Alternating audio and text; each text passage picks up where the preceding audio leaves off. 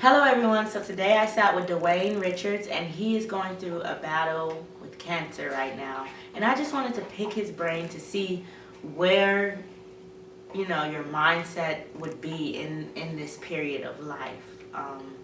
What thoughts do you have? What are your daily struggles, and even, put light on the healthcare system and what he has experienced. So please continue to watch this vlog and I hope you enjoy it.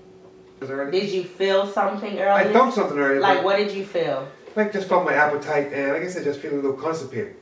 You know what I mean? Just certain little stuff like that deal. Like, and again, it's blood in my stool, which is another key. You see blood in the stool, get that deal checked. And you ignored it for how long? A year. You know what I mean? Give or take to my next, my next physical. And again, it just started to get progress a little worse. Like, instead of stomach started hurting a lot more. You know what I mean? I felt my appetite kind of dissipate a little bit. And then I said, let me go check. Went to my doctor. Finally did the stool sample thing. Sent it in. Then I got a colonoscopy. And that's when I found out, after colonoscopy, that I had something in there. A tumor. Or a polyp, as they say. They got it tested, and then they found out it was cancerous. That's when they found out I had rectal cancer. When they tell you, okay, we found out that it was cancerous, Yeah. What stage was it at? I was at stage 3 of the way. And so what is was it a phone call that you got? No, I went to the office and they told me. And how did you feel? Shock, scared, disbelief, sad. You know what I mean? Probably all of them at once. Definitely was a crying moment. I'm not going to lie to you about that there. Definitely brought down some tears on that one, you know?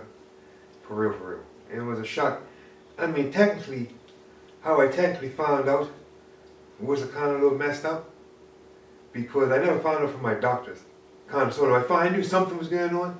Because on my way to my doctor's office, I got a call from Bermuda Cancer to book an appointment with them. And I'm like, why are you booking an appointment with me for? Not knowing what was going on. So it wasn't until I got to my doctor, then she told me what's going on. Then I went to the oncologist that did the colonoscopies when I also found out what was going on. But then, once I found out, it was pretty much rolling ever since then. You know what I mean? I went away probably a week after my birthday. I was in Boston, at a Dana-Farber, talking to the doctors up there, talking to the specialist, the one that's doing my surgery for my rectum, which is in about next week Thursday. That's when I go in for my surgery. After a while, it definitely, everything tingles. Like I'm still going through a tingling sensation in my fingertips, in my feet, in my toes. You know what I mean? This is like a daily occurrence. Cold is not good for me. Like I'm freezing. Like you said, you're warm. I'm kind of cold. I'm not cold, but if I took all this like this off, I'm gonna be cold. You know what I mean? Just because the chemo medicine and all that's kind of. So how long have you been living with cancer? It'd be pretty much just under a year. It'd be a year next year, February, like around my birthday time. End of February will be a year. Okay. So, you know what I mean? Now I just went up there about 3 weeks ago, talked to the doctor. And one thing, they made me feel so comfortable out there, I must say. Everybody made me feel comfortable. Everybody down here as well has been awesome. You know what I mean? From the hospital to Bermuda Cancer Research, PALS, and even, like I said, Dana-Farber. Definitely made me feel very comfortable, made me feel, ready for what's happening. Plus, I'm a positive person anyway, so yeah, I'm ready for the war. Like, yeah. You know what I mean? I'm ready for this fight. And other than there, I would definitely say, one thing, this is probably one of the hardest things I've ever been through in my life. And I tell anybody, this is definitely something that is going to change your mindset on a lot of things right now. Such as what? Such as, I'm just living life, just as, just stop procrastinating on certain little things. You know what I mean? Start, now, also, living too just in case of emergencies. You know what I mean? It's always something good to lock something off now. You know what I mean? You never know what may happen. Maybe if you, maybe if your family member or something, but it's always good just to preempt. You know what I mean? Put some change aside when you're whatever age, or even start now. Just put a little something aside just in case of emergency. Cats. Oh, the cats? Yeah, comes to the cat door. Okay. Just in case of emergencies and different stuff like that, you know what I mean? And also, just live now, you know what I mean? Live to your fullest. Yeah. And also, there's nothing that I can't lie to myself and say, oh, I can't do anything because it's impossible. Survive this. And to me, you know what I mean? Like I said, constant pain 24/7, non-stop. Right now? Yeah, no, I'm always in pain. And the messed up thing is I can't stand up for too long. I can't sit down for too long. Because where the cancer is and push up against it, it hurts a lot. So the only best way for me to be comfortable is laying down. So the majority of the time that I'm in sick, I'm pretty much laid down majority of the time on that. Wow. You know what I mean? Just because that's pretty much the most comfortable. So I haven't even been able to work, because I work at Bermuda College.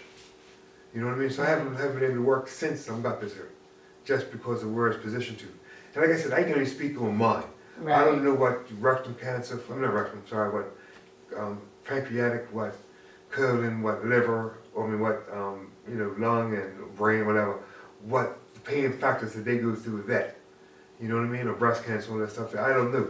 But I do know if they do go through pain, I feel for them, I understand that, yeah, there's a fight going on. And like I said, if you have a good bit of people around you, life is good. And I have a good, loving friends, family, work, whatever, who's just there. And I feel their support. That's what's helped me keep moving like. That's what's helped me keep pushing. No matter what, if you feel something that is not right, go to your doctor. Because you just never know it may happen. You may catch something a lot earlier than you expect. You know what I mean? We procrastinate. And for me, that's what happened to me. And I'm not trying to procrastinate anything anymore. Like I said, now it's a whole mindset of, you know, it's time to live. Let's travel. Let's enjoy life. Like, you know, because I could almost die off of what I'm got. You know what I mean? That's another feeling in itself that can definitely take you down that dark alley if you think on it. And again, it's about overthinking. Don't overthink certain stuff. Yeah. It is what it is. Yeah. You know what I mean? You got what you got. You're working on it, you're dealing with it. And how I'm dealing with this whole thing is I'm taking it day by day. Piece by piece. You know what I mean? And So those thoughts of like, you're saying like, oh, I could die from what I have. yeah. Those thoughts cross your mind, like Yeah, often? of course. I mean, they're probably one of the first things that cross your mind when you first find out. You know, me, you hear all this. How do you handle that? Just the people around you. You know what I mean? The positiveness around you. You can't be around a bunch of negative people when you're in this type of situation. Because that's just going to pull you down quickly. Those type of thoughts will stay in your mind, like, because the people around, it's just going to keep them in your mind. But when you're around positive people, they're coming at you in a whole different aspect. They're coming at you in a whole different way of thinking. Well, I want to thank you for allowing me Not a problem. to ask you these questions. Not a problem. Is there any last thing you want to say for this interview? Just want to say thank you to everybody. You've always been a great help. Everybody's definitely the push, the strength, just the prayers, the blessings, and just the support. You know what I mean? I love everybody. Thank you. You know what I mean? I really, really appreciate everything that you've done for me. And without them, I wouldn't be where I am right now, ready for the next steps.